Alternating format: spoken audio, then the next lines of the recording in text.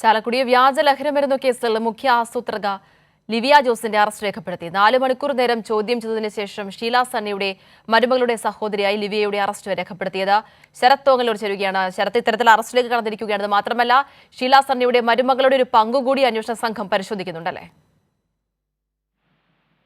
ചാലക്കുടി വ്യാജ ലഹരി മരുന്ന് കേസിലെ മുഖ്യ ആസൂത്രകയായ ലിവിയ ജോസിന്റെ അറസ്റ്റ് ഏതാണ്ട് 2:30 മണിയോട് കൂടിയിട്ടാണ് അറസ്റ്റ് രേഖപ്പെടുത്തിയത്.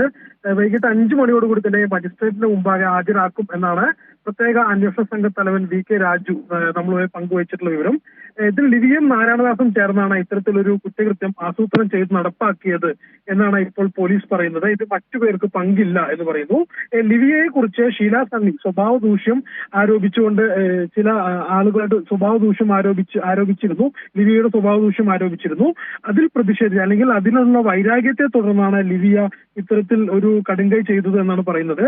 ഇത് ശരിക്കും ഇത് ഒരു ആഫ്രിക്കൻ സ്വദേശിയുടെ കയ്യിൽ നിന്നും ലഹരി മരുന്നായി തന്നെയാണ് വാങ്ങിയിട്ടുണ്ടായിരുന്നത്. അതിനുശേഷം ഷീല സണ്ണിയുടെ ബാഗിലും അതുപോലെ തന്നെ വാഹനത്തിലുമായിട്ട് ഒളിപ്പിക്കുകയായിരുന്നു. എന്നാൽ ഇവർക്ക് ലഹരി മരുന്ന് നൽകിയ ആഫ്രിക്കൻ സ്വദേശി നൽകിയത് വ്യാജ ലഹരി മരുന്നായിരുന്നു എന്നുള്ളതാണ് ഈ ഒരു സംഭവത്തിൽ ട്വിസ്റ്റ് ആവുന്നത്. അതിനെ തുടർന്ന് നടന്ന രാസപരിശോധനയിലാണ് ഇത് ലഹരി മരുന്നല്ല എന്നറിയുകയും ഷീല സണ്ണി പുറത്തു വരുന്ന ഒരു സാഹചര്യം ഉണ്ടായത്. അപ്പോഴാണ് ഇതിന്റെ ഗൂഢാലോചന അന്വേഷിക്കണമെന്ന് പറഞ്ഞ് അവർ കോടതിയെ സമീപിക്കുകയും ഇത്തരത്തിലൊരു പ്രത്യേക അന്വേഷണ സംഘം രൂപീകരിക്കുകയും ചെയ്തത്. എന്തായാലും വൈകിട്ട് 5 മണിയോട് കൂടി തന്നെ ഇവരെ മജിസ്ട്രേറ്റിന് മുമ്പിൽ ഹാജരാക്കുമെന്നാണ് നമുക്ക് ലഭിക്കുന്ന വിവരം. ശരി, വ്യക്തമാണ്. ശരത് തോങ്ങലൂരാണ് വിവരങ്ങൾ നൽകിയത്.